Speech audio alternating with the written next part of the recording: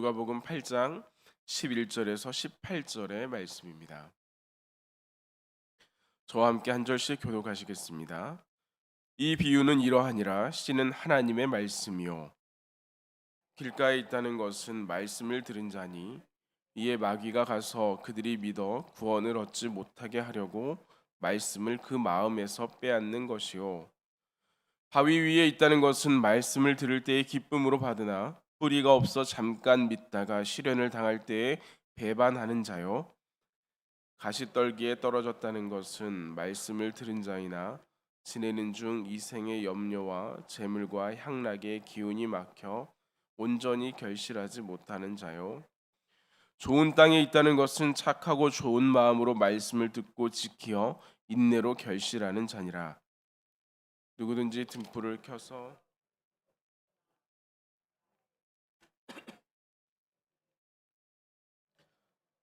그 빛을 보게 하려 함이라.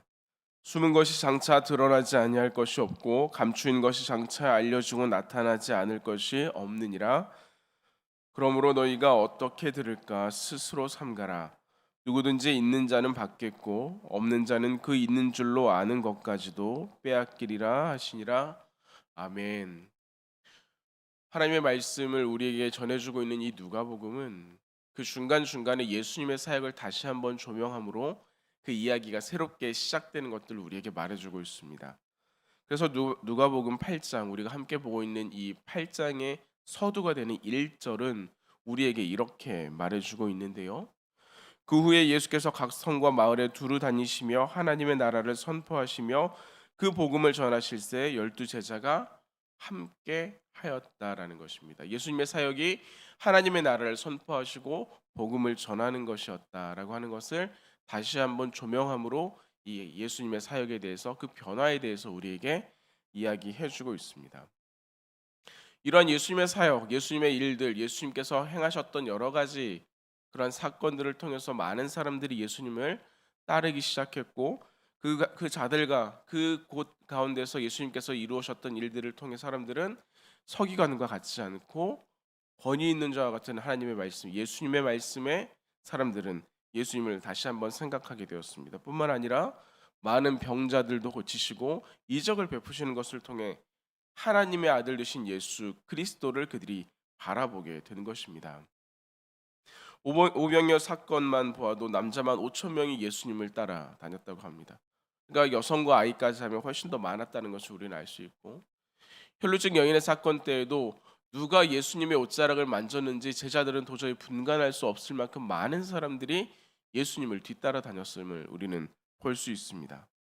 그러나 오늘 이 8장 1절의 말씀은 예수님께서 행하신 그러한 일들이 기적이 목적이 아니라 무엇인가 그들에게 말씀을 가르치고 서기관이나 바리새인의 삶에 대해서 말하는 것이 아니라 복음을 전하는 것이 예수 그리스도의 사명이요 목적이었다라고 하는 것을 발견할 수 있습니다. 그러나 예수님께서 전하시는 말씀을 그 자리에 있는 수많은 사람들이 함께 들었다라고 해도 모두가 그 말씀을 받아들이는 것은 아니었음을 우리는 알 수 있습니다. 예수님을 따라다니는 사람들마다 그 목적과 이유가 달랐다라고 하는 것입니다. 예수님의 말씀을 들으면서도 그것을 어떻게 받을까, 어떻게 그것을 내 삶에 적용할까도 달랐다라고 하는 것입니다. 그것을 대표적으로 보여주는 성경 속의 인물 중에는 부자 청년이라고 하는 사람이 있는데요. 내 가진 것을 나누어 주고 예수님을 따르라는 그 말씀에 그는 뒤돌아서 가는 것을 볼 수 있습니다. 예수님의 말씀을 그 마음 가운데, 그 귀 가운데, 그 삶 가운데 들었다라고 할지라도 그것이 어떻게 적용되는가, 어떻게 그것을 받아들이는가는 전혀 다른 이야기다라고 하는 것입니다. 그 배경 가운데 오늘의 말씀이 시작됩니다. 오늘도 수많은 사람들이 예수님 주변으로 몰려들었습니다. 그들 가운데 예수님께서는 오늘 우리가 함께 읽은 이 비유의 이야기, 오늘 우리가 읽은 부분은 제자들이 나중에 예수님께 예수님 이게 무슨 의미입니까? 라고 여쭈었을 때 예수님께서 이것을 해석해 주는 내용이었지만 이 많은 사람들에게는 씨 뿌리는 비유를 그대로 예수님께서 전하셨습니다. 여기에는 길가 그리고 바위 위 가시떨기 좋은 땅이라고 하는 네 가지 특성을 가진 땅이 등장합니다. 그럼 이 비유를 하신 이유와 목적은 무엇일까요?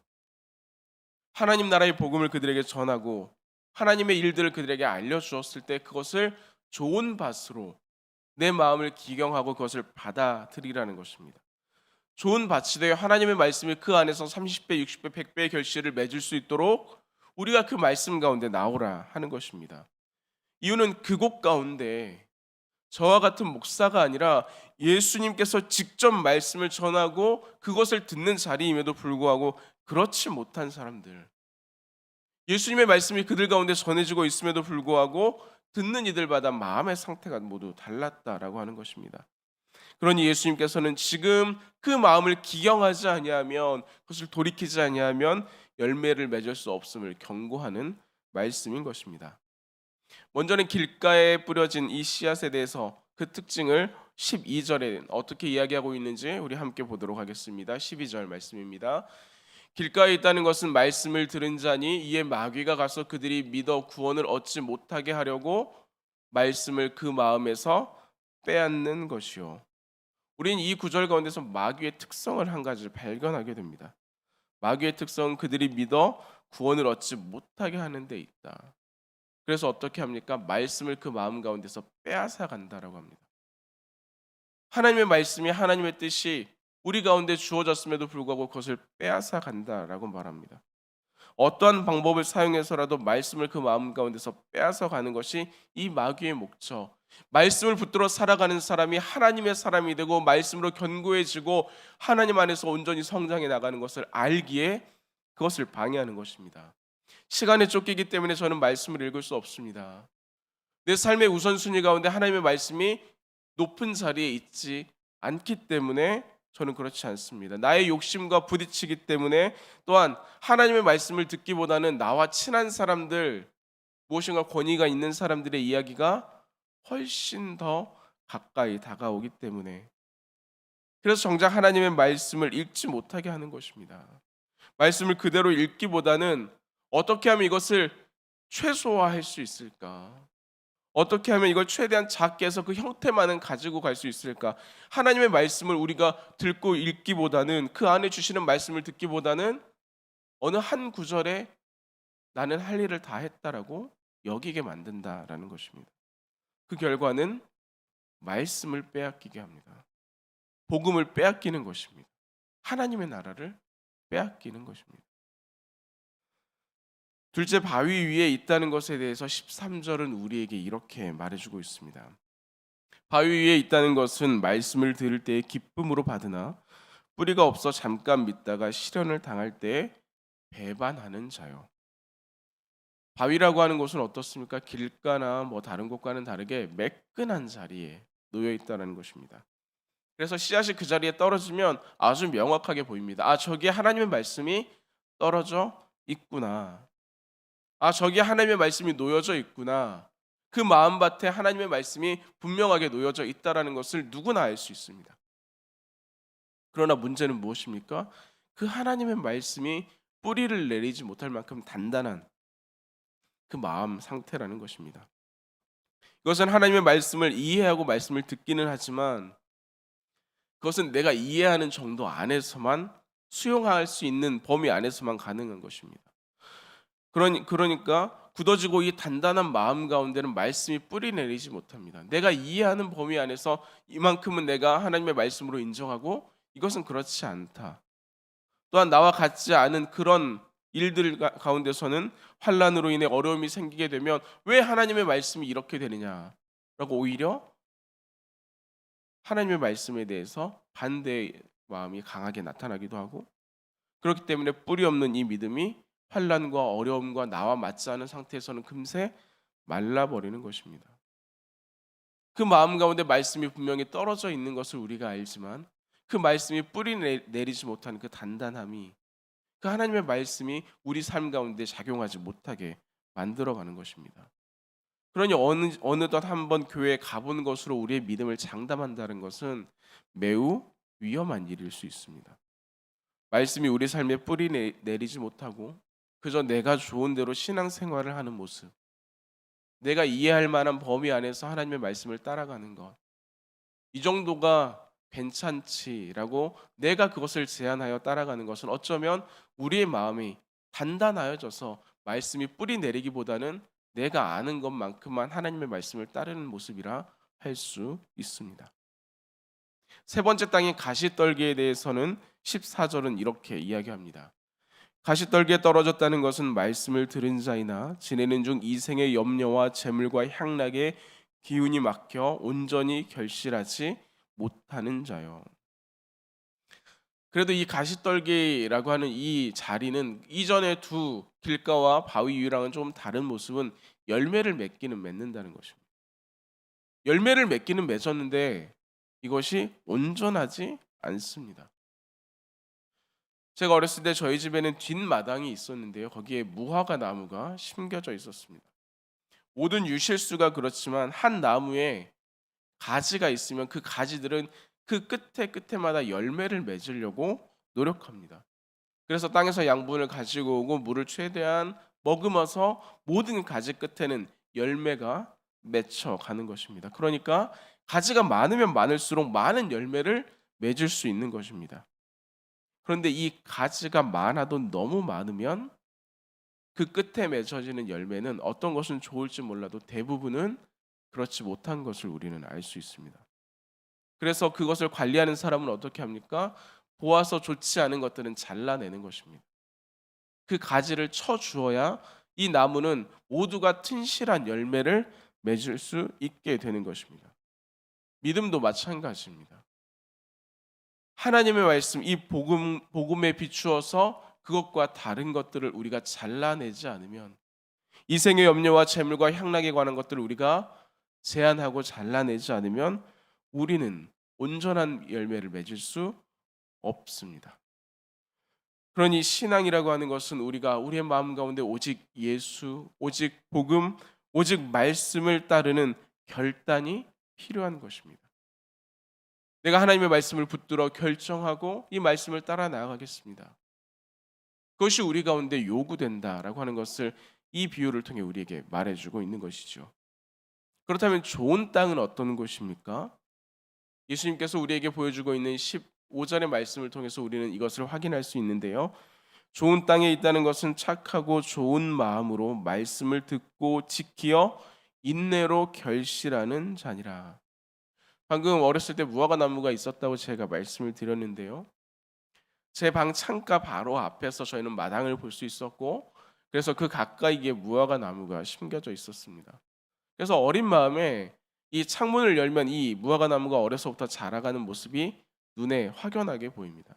이 나무라고 하는 것이 그 줄기가 자라가는 것은 굉장히 생각보다 빠르게 자라가기 때문에 초반에 물을 주고 이것을 키우는 것이 굉장히 즐겁습니다. 그런데 문제는 이것이 어느 정도 자란 것 같은데 열매가 하나도 맺히지 않는다는 것입니다.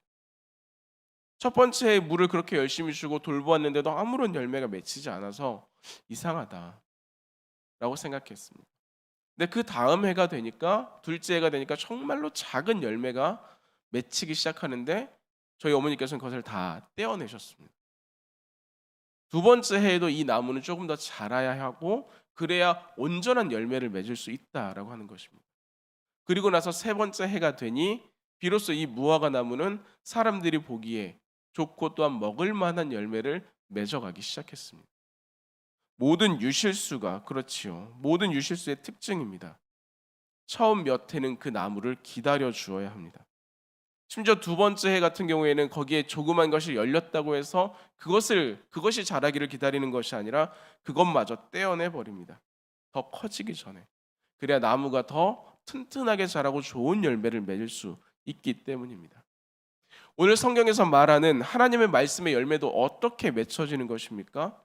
우리의 마음 가운데서는 빨리 그 열매가 맺어지면 좋겠지만 착하고 좋은 마음으로 그 말씀을 듣고 또한 내 삶 가운데 이것을 지켜가면서 인내함으로 결실한다라고 성경은 말하고 있습니다.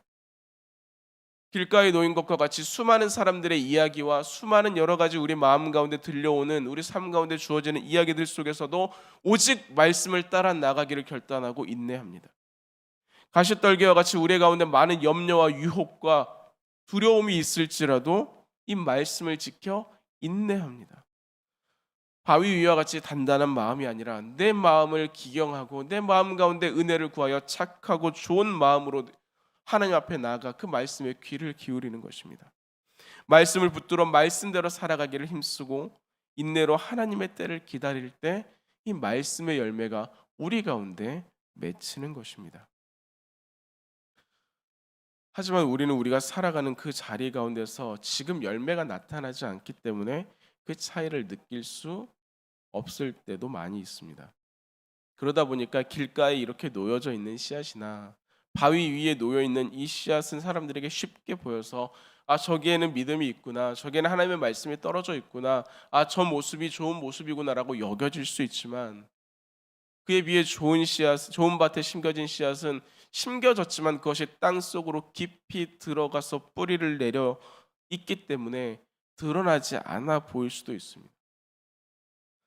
그러나 하나님의 때가 되면 이것은 드러나기 마련입니다. 지금은 분별하지 못하나 숨은 것이 드러나지 않은 것이 없고 감추어져 알려지고 나타나지 않는 것이 없습니다. 하나님의 때가 되면 그것이 다 드러나 보여져 알게 된다라는 것입니다. 그때가 되면 길가와 바위 위의 씨앗은 이미 새가 그것을 먹어버렸거나 바위 위에서 그대로 말라버렸거나 그런 상태에 놓인 것을 우리는 알게 되고 가시떨기에 놓여 있는 씨앗은 차지도 덥지도 않은 그 모습으로 이도 저도 아닌 채로 남게 되지만 좋은 씨앗은 그 안에 좋은 열매를 맺을 수 있는 그 믿음의 열매를 풍성히 맺어감을 우리는 발견하게 된다는 것입니다. 그렇기 때문에 예수님께서는 말씀의 말미에 이렇게 이야기해 주고 있습니다. 18절 말씀 우리 한번 볼 텐데요. 그러므로 너희가 어떻게 들을까 스스로 삼가라. 다시 한번 읽겠습니다. 그러므로 너희가 어떻게 들을까 스스로 삼가라. 누구든지 있는 자는 받겠고 없는 자는 그 있는 줄 아는 것까지도 빼앗기리라 하시니라. 하나님의 말씀을 어떻게 듣고 계십니까? 하나님의 말씀을 어떻게 들으시겠습니까? 내 삶을 이끌어가는 것은 어떤 것입니까? 나의 마음은 길가, 바위 위, 가시떨기, 좋은 밭 중에서 어떤 상태에 있으며 또한 무엇을 꿈꾸고 있습니까? 말씀에 집중하여 그 말씀으로 나를 단련하시기 바랍니다. 매일 그리고 꾸준히 하나님의 말씀 앞에 나아가서 착하고 좋은 마음으로 말씀을 듣고 인내하시기 바랍니다. 그러면 지금은 땅속 깊숙이 박혀 있는 그 씨앗이 드러나지 않고 보이지 않아 내 삶에 무엇인가 없는 것처럼 여겨질 수 있지만 꾸준히 지키어 인내하는 그 마음 가운데 그 밭 가운데 하나님께서는 분명히 30배, 60배, 100배의 결실을 맺게 하실 것입니다. 이 말씀의 열매가 우리 성도님들의 삶에 풍성히 맺혀지기를 소망합니다. 그리하여 오늘도 하나님의 말씀이 내 안에서 자리하기를 소망하며 기도하며 믿음으로 결단하며 나가는 우리 모두가 되기를 주님의 이름으로 간절히 기원합니다. 아멘. 기도하시겠습니다.